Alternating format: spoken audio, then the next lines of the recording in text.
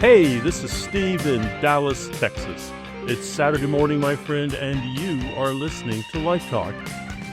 And this is Ellen coming to you from the beautiful island of St. Bart's, and you are listening to Light Talk. Coming to you direct from New York City, this is Dennis. And on this edition of Light Talk, we discuss achieving a stained glass look on a scenic panel, using acting area zones in television studios of all places. What's the best timing for a fade-out at the end of a scene? Coping with time being wasted at a dress rehearsal? And a very important public service announcement today on Light Talk. And this is David coming to you from the beautiful Belmont Shore neighborhood of Long Beach, California. If you don't already know, you are listening to Light Talk, and we are the Lumen Brothers And Sister. That's right, Ellen.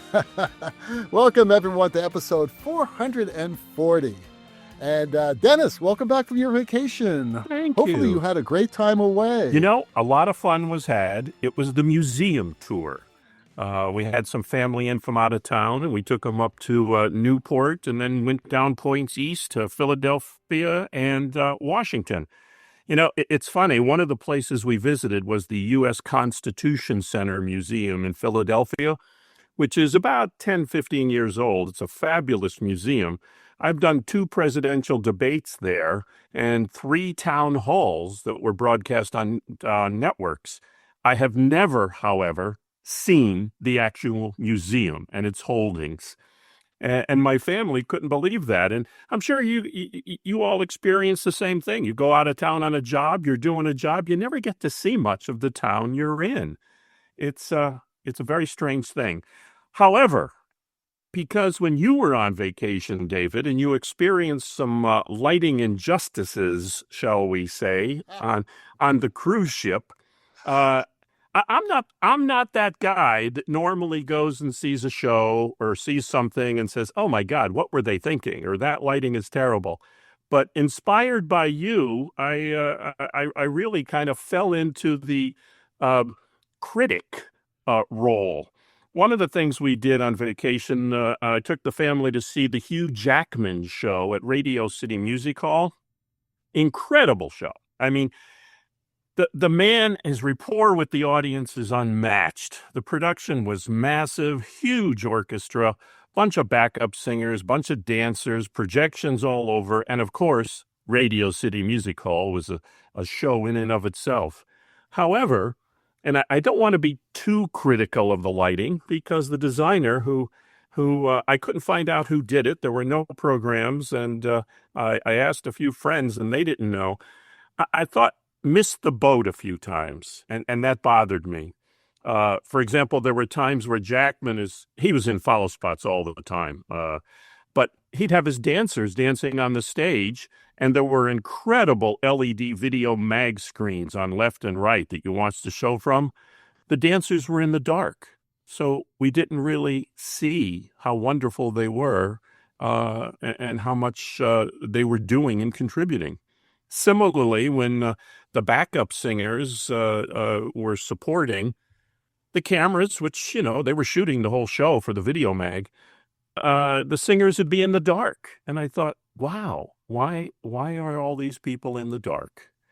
That being said, I'm not going to say it was bad lighting, but it's certainly not the way I would do it. It's the new aesthetic. Dancing in the dark, baby. It's, you know, Bruce Springsteen started in like the 80s, right? With Dancing in the Dark. We've all seen, and you know, Bobby Dickinson does great stuff on the Grammys with shadow and highlight and darkness. But if you're going to put somebody on camera, you should at least see them on the broadcast. How bizarre.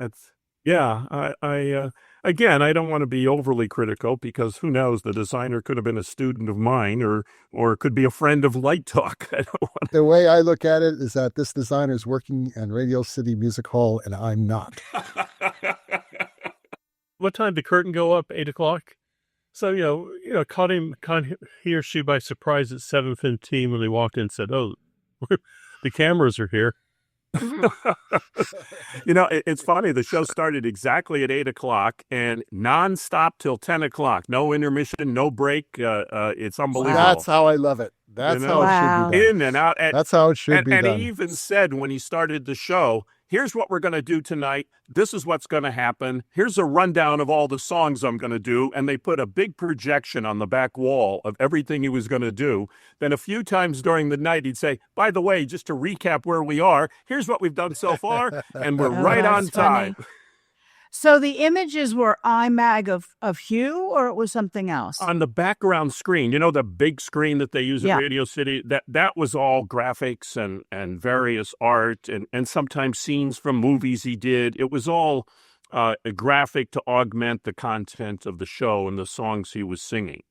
But on the sides of the proscenium arch, left and right, were two huge screens that were basically video mag of him, the singers, the dancers, various things that were going on stage. It was basically a show that was being produced and played in the video mag screens. And it was very effective. I mean, I had the cheap seats at $400 a seat. And, oh, my God. Yeah, unbelievable. We were sitting in the first ring mezzanine, and, the place holds, 6,000 people?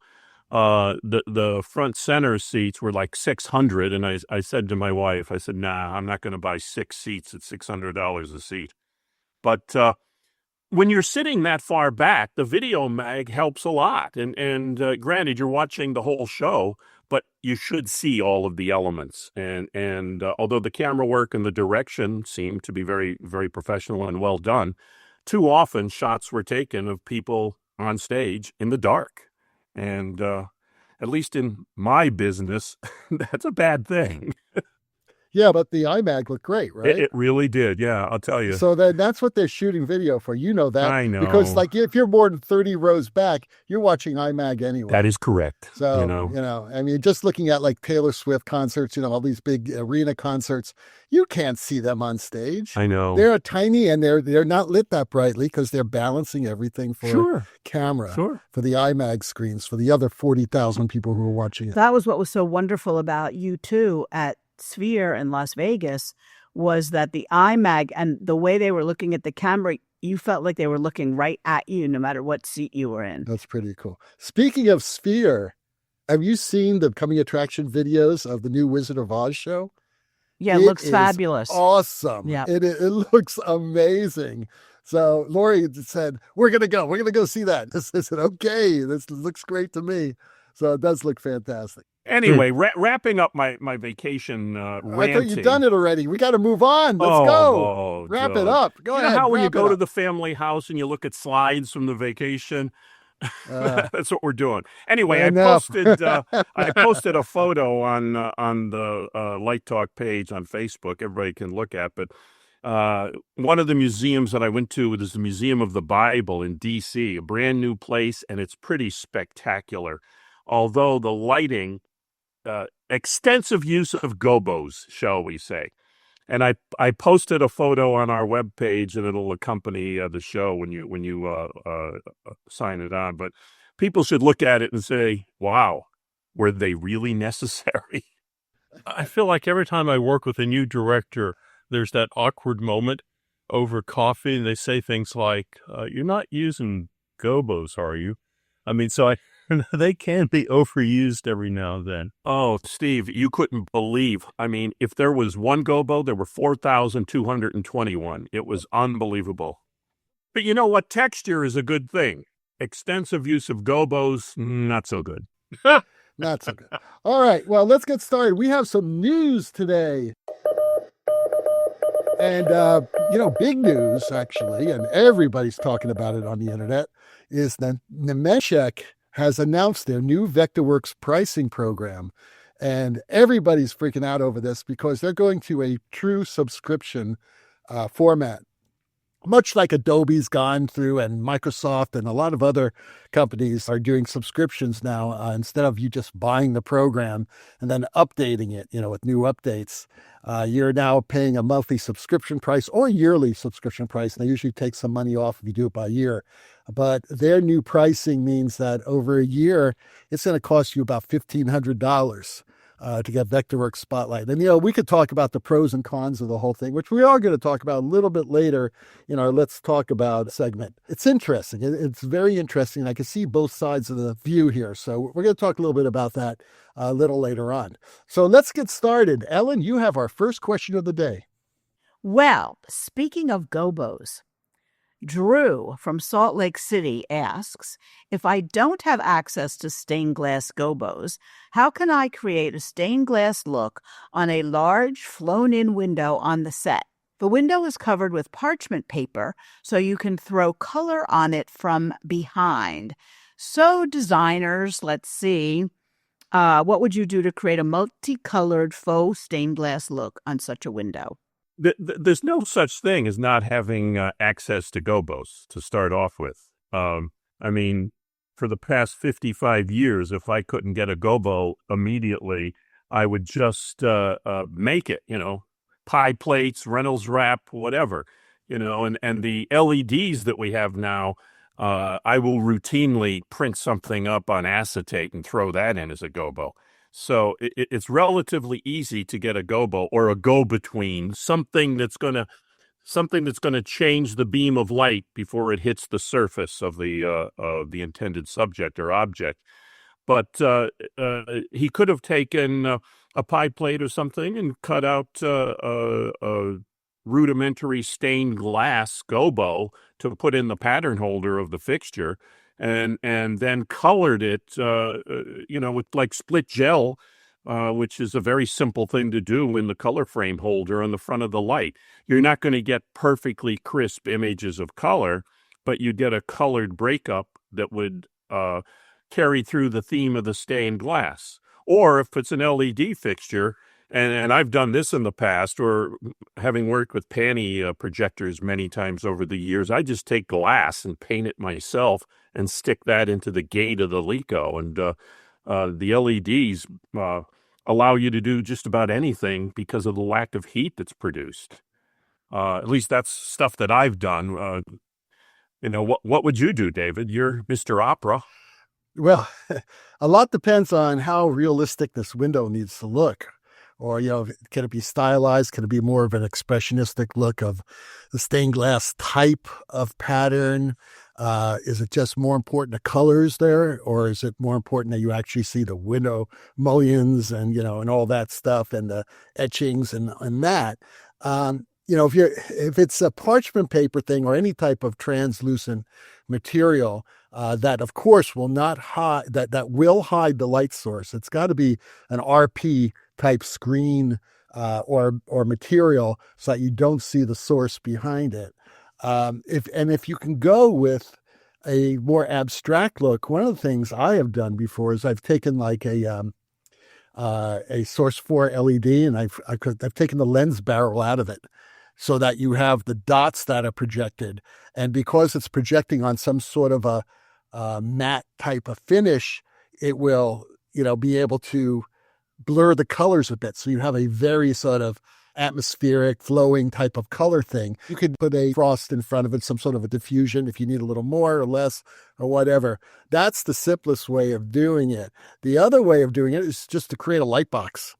If you don't need light shooting through it, right? That's presented. And you could even fake that by hanging a light directly over the wall and then cutting the window type shape on the floor and using the same type of colors. You could actually create a light box, which is something that actually Stan did in one of his churches that he designed last year, where he had all these light boxes and they used a lot of LED back there, different colors LEDs. It doesn't look like a stained glass window, but it gives you the idea of the stained glass window. And I think that's really a much more effective way of doing it than trying to say, oh, here's a stained glass window. Steve, what do you use for stained glass? Oh, actually, I totally buy into the idea of something impressionistic and soft and blobby and colors moving together. It's just with what Drew has to work with. If they had wanted it realistic, they would have approached it very differently. And I'm assuming, we don't really know how big this thing is. He says large, so I'm thinking 8 or 9 feet maybe. So there's probably already the mullions there that are going to break up the light and have discrete areas of a color behind them. But I think I would buy into what the scenery is and not try to make it something it's not. I think that's the best advice so far, Steve, is look at the set and see what you can get away with and what will work with the set, because that's going to be telling you what you need to do. If it needs to be realistic or not. And it could also be shades of the same color. So it could be variations of blue or variations of red, rather than trying to pick out every color that is in the stained glass window at Notre Dame. Yeah, that doesn't work very well. Alex from Chicago asks, on last week's show, a listener asked if it's good to light a stage in zones, if that needs more fixtures, and how does one blend the zones? I love those answers, and the concept makes sense, but what I'd like to know is if that's a practice that can be used when lighting a television studio. There's many different ways to light a television studio, and if you have an anchor desk, you need to be very specific about the chairs and the focus that the anchor positions. But if you have a wide open space, and if I can give a shameless plug to LDI, I'm going to be doing a panel on the lighting of Good Morning America that just launched. And that particular studio has one whole studio that's just an open air space that the original dictate was being able to shoot anywhere at all times, at any given moment, in any position. So the approach that I took was a zone that we would use on a stage, except for an arena theater. And as was discussed last week, where odd numbers are always the best, I laid out the entire studio with 3 zones left, 3 zones center, and 3 zones right, so that the entire space has 9 zones that are lit from 4 different angles by moving lights. And as David noted last week, when you have the ability to use robotic moving lights, you have a lot more versatility. So I did it from 4 different angles because that's where the cameras would end up being. And the show LD now has the opportunity of being able to grab whatever lights needed for whatever zone that the director chooses to use at that given moment. And it's more of a wash approach, but at the same time, it covers the area and it allows the designer of the show to pick and choose what he needs based on the director's blocking. A zone approach is always the best way, especially if you're in an arena or any large scope of a project that they're going to be using the whole stage and you're not really sure where they're going to be going. Oh, I've got a fast follow-up question for you. When you're doing something like this, is there a typical number you're thinking with in regards to possible camera locations? Yes, is the answer. Okay, thank you. But it's not so much the camera locations to shoot the person, but you have to figure out where the director is going to be able to hide the cameras if they're shooting in the round, because they don't really want to see themselves, if you know what I mean. They don't want to see the technology and all the cameras and the booms and the techno crane and everything else that's in the studio. So that's why I choose to do it more of a geometrically symmetrical design. And as I often tell designers when I set up a studio, you should never have every light on all the time at every moment. You need to pick and choose the ones that are most essential.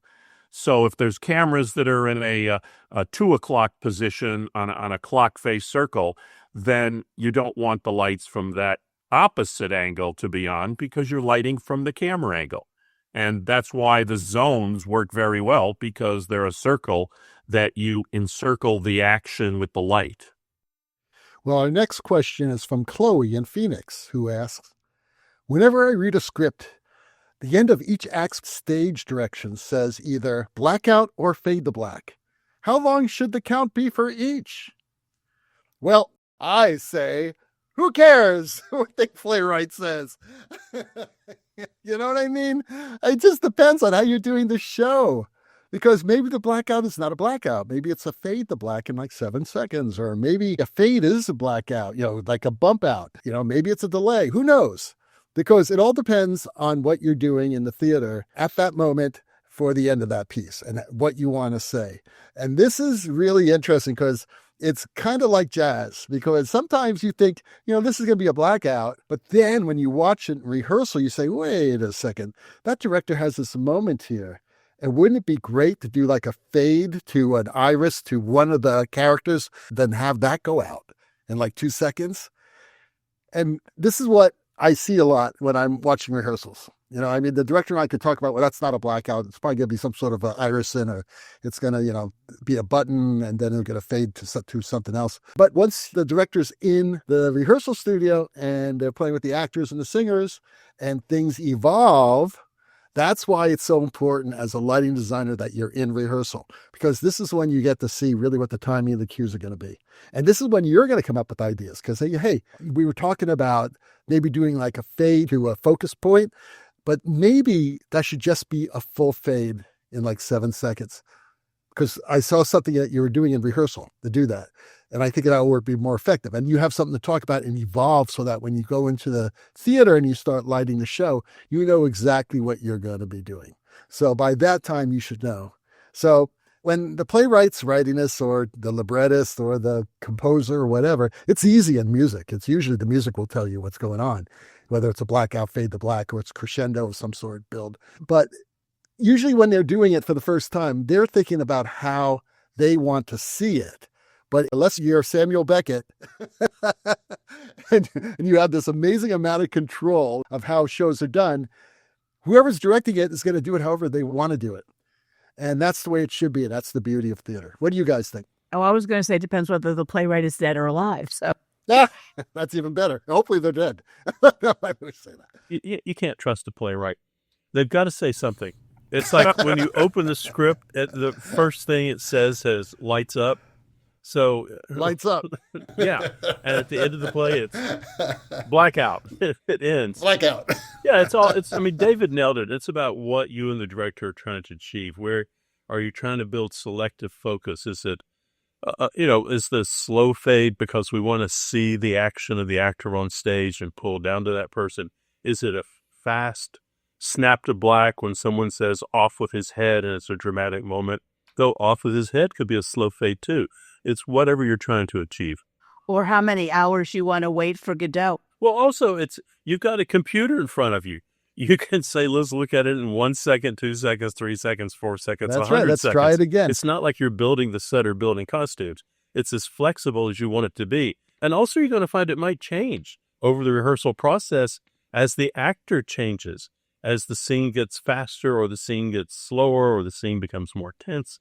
It's a moving target. It's fantastic because I can't tell you how many times we have rehearsed on stage with the stage manager calling the light cue, me adjusting the cue, and the actor or singer running that last bit.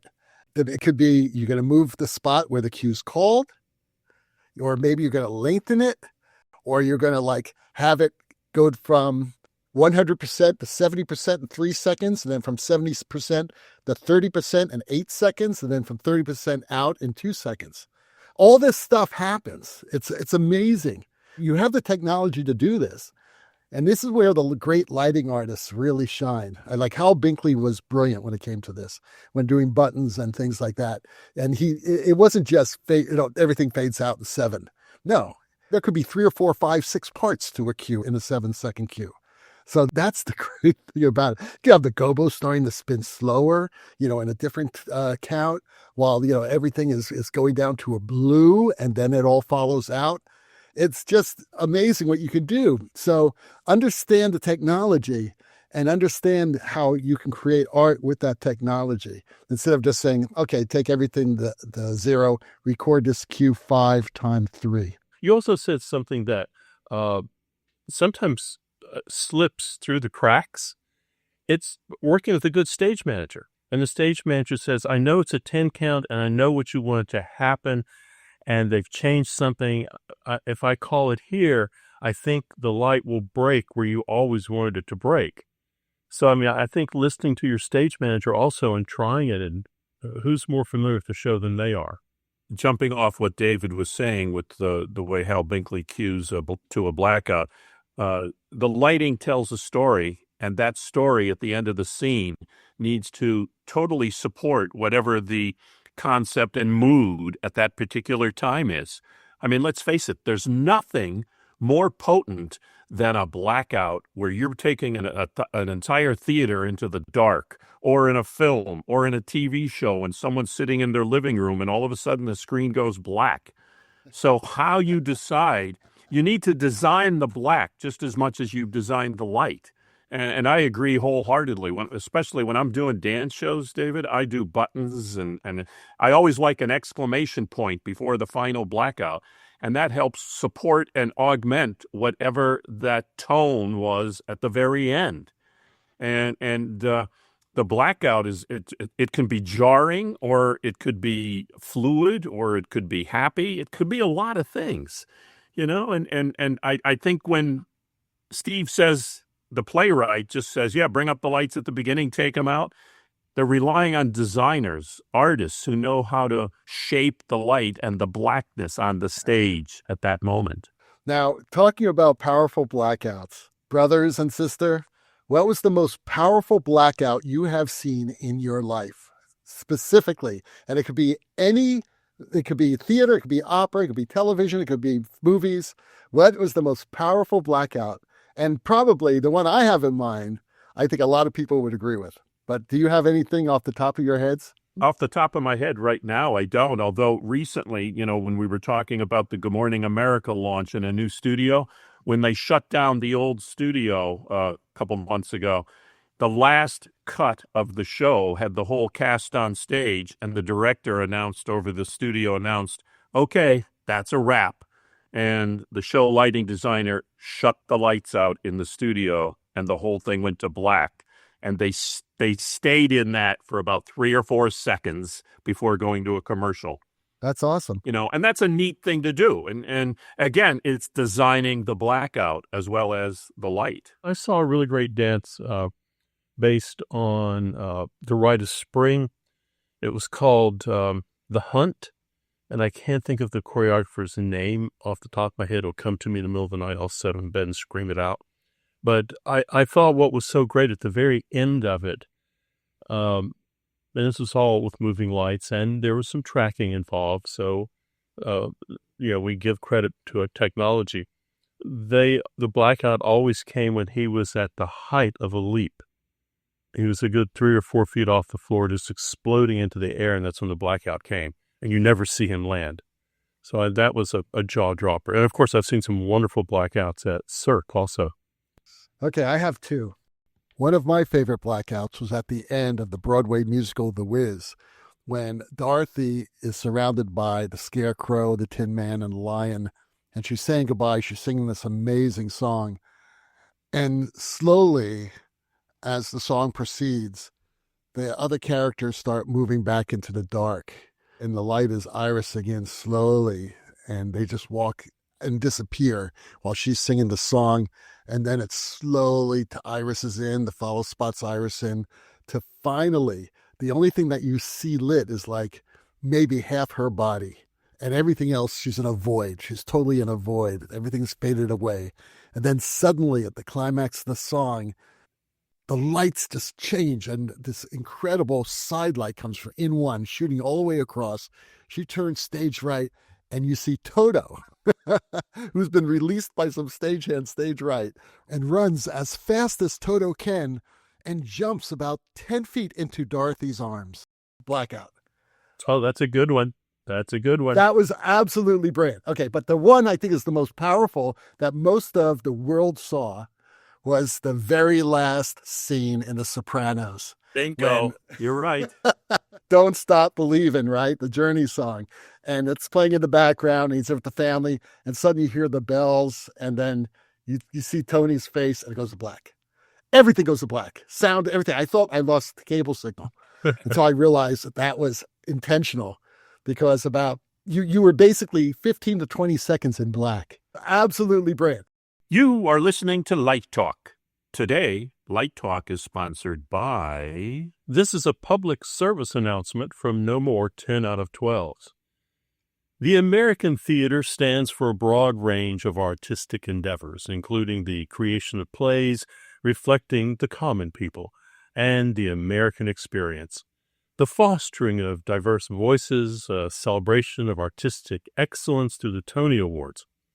But for those of us who work backstage, the American theater means hard work, long hours, and of course, donuts. A deep-fried ring of disappointment for the whole averse. That's right, every work call begins with donuts. But why? We can trace the giving of donuts to two possible origins. First, the most widely accepted, is that if a crew member brings donuts to the theater, it announces to all that last night was a successful romantic evening and someone is feeling generous, like a benevolent god. Or, second, it's a way to say the work call today will be rough, and you are asking for forgiveness by the giving of sugar. But more to the point, how do we select this sweet circular hug that you can eat? For the seasoned professional, we know there's a perfect donut for each department. For instance, the glazed donut, the star of the show, the Fresnel of the donut world, perfect for the lighting designer who will not compromise, that when he or she walks away from the desk, will safety cable their donut to the tech table. The jelly-filled, the director's donut, just like they're blocking, sticky, sweet, and constantly changing, a tasty treat for the director who changes his mind every hour. The old-fashioned cake donut, sturdy, reliable, has been through things it doesn't talk about. This is the stage manager's donut. Can eat the donut and say we are moving on while making direct eye contact with death. The maple bacon donut, a bold taste for a bold cue or a sound designer with too many plugins. The cruller. Nobody fully understands how it's made, but it's beautiful. The projectionist favorite. We'll take two. We'll pretend the second is for later. The vegan gluten-free donut made with hope, flaxseed, and just a sprinkle of judgment. This one's for the costume designer who once made a 5-piece Victorian gown out of recycled whole food bags. And finally, the mystery donut, the last one in the box. No one knows what it is. Is it lemon? Is it cheese? Who can say? Sometimes a bite has been taken out. Always claimed and eaten by the PA. Yes, the foundation on which the American theater is built, the simple donut, or as I like to think, the bagel who went to art school. I wish I knew how to quit you. This has been a public service announcement from no more 10 out of 12s. I'm hungry. What's your favorite donut, Dennis? Krispy Kreme, the chocolate-covered glazed. Oh man, I'm a maple ice guy myself. Ellen, what about you? Oh, no. Chocolate all the way. David? You know, I do like the chocolate honey dip, but I don't know. You know, Krispy Kreme's pretty damn good. It's hard to beat that. You know what I really love is a bear claw, a good old-fashioned bear claw with apples in it and lots of sugar and 8,000 calories, you know. It's like awesome, man. I've got a load in on the 8th, and they're all asking me if I'll go to this special donut store and bring in the good stuff. Hey, how much is a dozen donuts nowadays? I don't know, about $15 in Dallas. No, I think they're closer to 20, actually, for a dozen donuts. A dozen Krispy Kreme donuts, which I buy routinely in Manhattan, is $27. $27? Yeah, and the fancy, oh my God. There's some fancy donut stores around town that are like 36 a dozen. You could buy a couple of Gobos for that. You know, this is what they should judge inflation on, the price of donuts. The donut You're right. meter. I mean, really, You're right. that is the most important, because look, donuts are eaten by the common people, right? And I'm not saying that a derogatory term. I'm a common person. I eat donuts. I'm not some highfalutin person who has like just, you know, croissants and, you know, out of the crap. I like French stuff. Don't get me wrong. I'm just saying that if you run the inflation index along the cost of a Krispy Kreme dozen, that will tell you everything you need to know about the world economy. Well, you know that there's a Dunkin Donuts in the lobby of LDI, so we could have them at but Light not for Talk next year. $27. Probably. not I had a really bad experience at LDI. that, well, you've brought up a sore spot. So I went to that Dunkin Donut store, and I'm standing there in line, and I've got my name tag hanging around my neck, and this woman walks up to me, and she looks at my name tag. I couldn't figure out what she was doing. She looks at my name tag, and she goes, "Hey, professor, you want to give me a few lessons after class?" I'm approached by a working lady at LDI at the donut store. It put me right off my donut. Wow. She knew that you were on a per diem, so you had money for her. You're on a daily rate. Get us out of here, Mr. Bear Claw. Bear claws. Hey, I like the bear claws. Don't knock the bear claws. And now back to Light Talk. Well, the sounds of those ducks, iguanas, and monkeys laying waste to Stan K's collection of Elvis Presley records means that once again it's time for Let's Talk About. And today's Let's Talk About is all about our software subscriptions here to stay. So the internet is abuzz with people complaining about Nemetschek's new software subscription prices. Yes, this is a very controversial move, and hopefully we will have somebody from Nemetschek on the show to talk about basically their side of the story. But it seems that they are just following the trend that other companies like Microsoft, OpenAI, and Adobe have already established. So here's the data, okay? Let's talk first of all about Vectorworks. Their subscription price right now is $153 per month. And that works if you're an infrequent user. Let's say you only do 2 or 3 shows a year. Well, you can then just get away with let's say 153, that's $450 for the year if you're using it for 3 months. There's an annual subscription price of $127.50 per month, billed annually at $1,530. This option is best for frequent users with unlimited Vectorworks University courses and a 15% discount on online training. There are also free educational licenses, meaning that if you are a student, and I believe it's for high school and college, you can get Vectorworks for free. But when you print it out, there's a watermark on it. So if you send that to your master electrician, they probably don't care as long as the information's there. But it's going to say you're going to have this big Vectorworks thing on there. There's like a Student to Pro program where students can switch to a professional subscription with a 40% discount on the first year of annual subscription. So that means you go from free to 40% discount for 1 more year. Vectorworks offers various student discount codes and deals, which can be accessed through platforms like Student Beans. Okay, so $1,500 a year if you want to use it all the time. This is following a tradition both Microsoft and Adobe is using on many of their products. For instance, a subscription to Adobe's Creative Cloud is now $50 a month if you pay it for a year, or $55 a month for infrequent users. No one can argue that with Adobe, you get multiple powerful programs like Photoshop, Audition, Premiere, Illustrator, Acrobat Pro, InDesign, XD, After Effects, Animate, Lightroom, and Dreamweaver included in that price. So you're not just getting Vectorworks, you're getting a bunch of programs. Okay. And then you have Microsoft Office 365, only $99 a year for one person. But like Adobe, you get multiple programs. You get Word, Excel, Outlook, PowerPoint, OneNote, Teams, Access, Publisher, OneDrive, SharePoint, Visio, and Project. And finally, here are the subscription prices for a few of the leading AI graphics programs. Midjourney offers stunning artificial intelligence-generated visuals and is highly customizable. The subscription starts at $10 per month. So it's very inexpensive, especially for what you get. You have Adobe Firefly, and that's part of Adobe Creative Cloud Suite and is designed for generating creative content. The subscription cost is included in the Adobe Creative Cloud package, which again is $54.99 per month for the annual plan with monthly payments, or $600 per year for the prepaid plan. And then you have DALL-E 2. DALL-E 2 by OpenAI is known for generating high-quality images from text descriptions.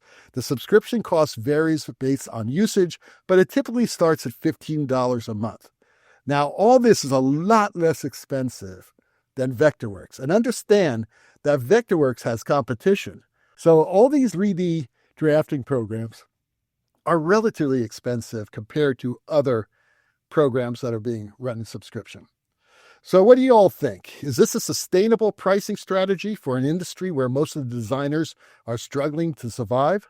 Well, if television has gone that way, instead of just sticking rabbit ears on top of a box, you now have to subscribe to Netflix or Paramount Plus or ESPN or Canal Plus or whatever else you want to watch what you get for entertainment. And you could have a couple $100 a month if you're not careful in like what used to be your old cable bill, I guess, is now all subscriptions to those things. And that's for entertainment. Why not for work? I mean, as one of the people pointed out in one of the chat groups the other day about Vectorworks was like, I'm making, my entire salary and I use this on almost every project. So it's an essential tool that I really need. So yes, the price doesn't bother me. Also, interestingly enough, today, and I don't know if it's in response to all this chit chat or not, but Vectorworks sent out I think it's a 30% off. Right now you can join them and save 30% off annually on new subscription licenses for Vectorworks Architect, Landmark, or Spotlight for 3 years. So I think they may have. I guess they're hearing it. Yeah, I think they may been have reacted, attention. which is why I'd love to have somebody from Nemetschek come on and talk to us, because at LDI, we teach about a week's worth of hands-on Vectorworks courses, and they're always very popular. So I don't know. I think a lot of people probably get that student free and use it for quite a while until they have to, convert to something. But I say if it works for entertainment, it should work for your professional life. Well, I think that, in most cases, if you're already established and you're making design fees and all that, that's great. But what about the people who are trying to make it as assistants and they can't use a student version? Because the designer's not going to want them to use a student version. $1,500 is a lot of money for people coming out of school. And you can't share the designer's one? Yes, you can. Yes. That's what we do at Lighting Design Group. We have, I can't remember how many licenses we have now. It's around 20 or 25. Yeah, but aren't you paying for those licenses? Yeah. It's outrageous. Okay, so if you're not sharing, it's not like... No, but what I'm saying is, for example, I don't have a license. I will share because I don't really care. I don't do any drafting. You don't draft. But I need a read-only copy so I can read. And some of the designers don't really care either. But the reality is, 2 words, kit fee. Designers now, especially in professional theater companies, have followed the concept in television and film of charging a kit fee. And in their kit fee, that includes their software, their use of a laptop, things that is the tool of their trade. And I don't see any reason why they can't charge extra. We charge for drafting. And when there's multiple revisions and redrafts, that's time that's incurred, so it has to be paid for. But young designers should also be charging. And if there's a designer who's hiring a young designer and doesn't know that or doesn't recognize that or is too cheap to pay the designer, then that's a whole different story. But it's a cost of doing business. Yeah, but again, the competition is so great. Yeah, it is. When you're like in New York and you're trying to be an assistant and you're paying rent and you're paying, ridiculous amounts of money just to survive. And I'm looking for an assistant and I have 30 people to choose from. And I call assistant 1 and they say, yeah, I got everything. No problem. I'll be there on Monday. And I call assistant 2 and they say, yeah, but it's going to cost you $500 for a kit fee or whatever it is. And I'm only making $2,000 for this show. Sure. Right? And so I'm not talking about a Broadway show. I'm talking about most shows in New York. Yeah. Right? You don't make crap designing these shows. Yep. So it's very difficult. And again, I'm just thinking about this group of people who are trying to get into the business. Now, the funny thing about all this is that I think Vectorworks and all these design programs are going to be obsolete in the year or 2. Because? To AI. Because any designer can just go up to your microphone, your computer, and say, build me 5 booms staged left and 5 booms staged right. The booms will all mirror each other, and they will have 6 36-degree LED Source 4 fixtures on them, starting at 20 Boom, feet boom, boom, high. boom, boom, boom, and all of a sudden, boom, it's there. Okay? It's got to take care of all this time. And Dennis, you wouldn't have to know how to draft. You could just tell the damn thing what to do. Well, that's what I do and now. It's gonna pull out. That's what I do now. That's a person. You're telling a person who you're paying. You're still going to have to buy that software, though. I mean, what's happening? No, you are. The Exactly. world is changing. Perhaps the problem is in the pricing structure. Right. That's the problem. It's the pricing structure. I just looked up the data on this, and we'll find out when the guys show up. But it seems to suggest that the Vectorworks world has 685,000 users in all disciplines worldwide.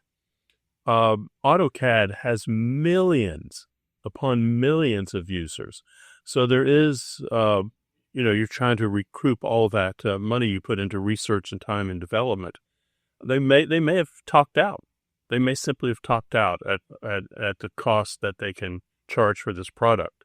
But I do think there's something to be said about the kit price. We need to factor in what it costs for gasoline to get somewhere. We have to factor in buying that laptop, buying that crescent wrench, buying whatever. So maybe prices are evolving too. I remember when I could go buy a carburetor for $25 at the junkyard and put it in my pickup truck. I can't buy gas for $25 to get to the junkyard, let alone a carburetor. So I think what happens is the world's changing. The easiest solution to this is I think these guys are located in Maryland. Well, that's where the corporate headquarters are. Yes, Columbia, Maryland. Oh, we just stick a tariff on them. That'll bring the prices down. Designer's tariff. I like it. Designer's tariff. I mean, also, in being fair to Vectorworks, I mean, it breaks my heart more than it makes me happy when I use it. But, I mean, it is a pretty good program. And it is the industry standard. And it is very inexpensive compared to everybody else who's doing the same type of drafting things. I don't want to pay it, but fair is fair for the hard work they put in to making that thing better and better quarterly. The voice of reason has spoken. Yeah, absolutely. It is the industry standard. And Vectorworks and Lightwright, and they work very closely to make sure that Lightwright and Vectorworks, intermesh very nicely. Working out the bugs of that. So okay, so I just pulled it up. Guess how much AutoCAD is? Stan would always say, but AutoCAD's better, because he's in the architectural field. And yes, everybody uses AutoCAD and Revit in architecture. And to be a good assistant, you need to know both. You need to know AutoCAD and you need to know Vectorworks. If I called up somebody and said, I'm doing a restaurant, but you need to, you want to be my assistant, I want to make sure that you understand and know AutoCAD. Can you do it? And they say no, guess who's not getting hired? If they say yes, then they're getting hired. It's that simple. I'm not going to teach someone AutoCAD. I don't have time for that. Okay, monthly subscription, $250. So it's expensive. Yes. Well, the difference is Vectorworks is $1,500 a year. AutoCAD is $2,000 a year. Right. And I think most entertainment lighting designers don't use AutoCAD. I agree with you, unless you're in Europe. In Europe, a lot of them use. It depends what the lighting designer does. I mean, we have a heavy AutoCAD usage because of our studios and systems design. Of course, yeah. Right, but the show designer generally. Entertainment not. designers, yeah. Right. We tried to teach AutoCAD a couple of times at LDI, and it's just not nearly as popular as Vectorworks. No, not in the theater lighting community, absolutely. But Vectorworks was really smart early on because they really studied how people design in theater instead of being this gigantic program that's serving like multiple industries, from architecture to entertainment to product design. It's like crazy what AutoCAD's involved in. So, well, Vectorworks is pretty easy for us to teach. What we discovered is that if we're working with set designers, there's definitely a startup and a learning process, and it's painful. But if you're a lighting designer, my goodness, you just need to know a couple things and it's kind of point and shoot. And your plot, and it may not be the most beautiful plot on a piece of paper, but you can crank one out in a couple days with minimal instruction. Right, and they have one for riggers now too, Braceworks. Yeah. Again, AI is going to put all these companies out of business. I'm going to ask, if this person comes on, I'm going to ask how they're incorporating AI into their program. Because if they don't do it, And I'm sure they're going to do it because or else people will just stop using them and be using whoever is smart enough to actually come up with this AI program. It'll happen. All right. Steve has our final question of the day. I have it. It's from John in Reno. And John asks, how do you deal with time not wisely being used at tech or dress rehearsal? I don't deal with that well at all. It drives me crazy. I tell all of my students that time is the greatest enemy we have. We can't lose it. We want to get ahead, not behind. I think it's not about dealing with it. I think when you're at tech and things are going south, what that is a lesson is that you didn't prepare well getting into tech. And generally you didn't prepare well, I'm going to say, with the production manager, the TD, and the stage manager. Before I go into tech, I really want to understand what it is we're trying to accomplish every night. If the director says, I just want to burn through the show and stop at nothing, okay, well, I prepare mentally for that. That's not a good answer. But a lot of times I say, I want to get through the first 27 pages. If we can get through the first 27 pages, I'm happy. So I can kind of pace how we're doing and what we're doing in the tech or the dress. But I think it's being prepared going in, having everything ready to go so no one is waiting on the lighting designer. That is the worst thing in the world.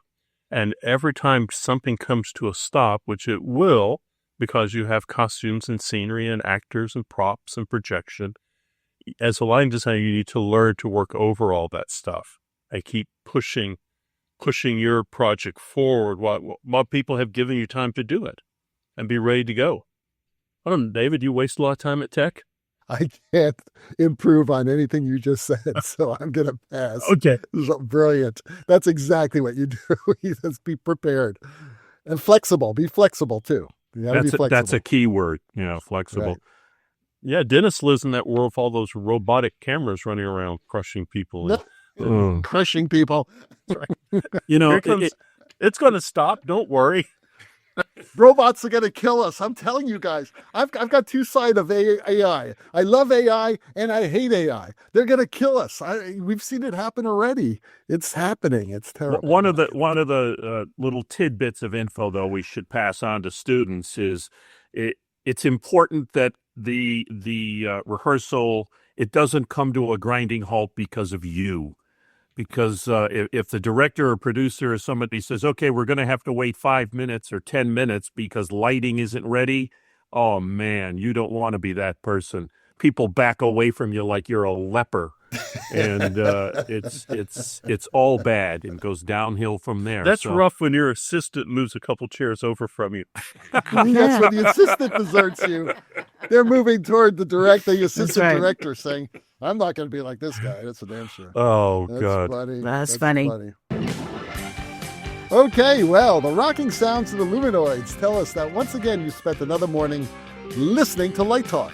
You can hear our show on just about every podcast site out there, including YouTube, Apple Podcasts, TuneIn, and Spotify. Check out our website at lighttalk.org and be sure to follow us on Facebook. Also, don't forget to subscribe to our podcast. That way you will not miss a second of Light Talk insanity. No guarantee is offered regarding the accuracy of any statements or opinions made on this podcast. However, if you do decide to litigate, you will have to deal with me, Snoot from the Snoot Group. And don't get it twisted. Just because I married one of these losers does not mean I will go easy on you. So don't with me. I'm with you, Snoot. I'm right behind you. Light Talk is written and produced by the Lumen Brothers And Sister. Coming to you from a closet somewhere in Long Beach, the Lone Star State, St. Bart's, and the home of the Great White Way, New York City. And be sure to join us next week when we talk more about lighting shenanigans and serve you even more of our casserole of nonsense. Light Talk, broadcasting questionable Lumen knowledge and humor around the world. So we'll see you all next Saturday morning. Bye-bye from Light Talk. Bye-bye. Bye.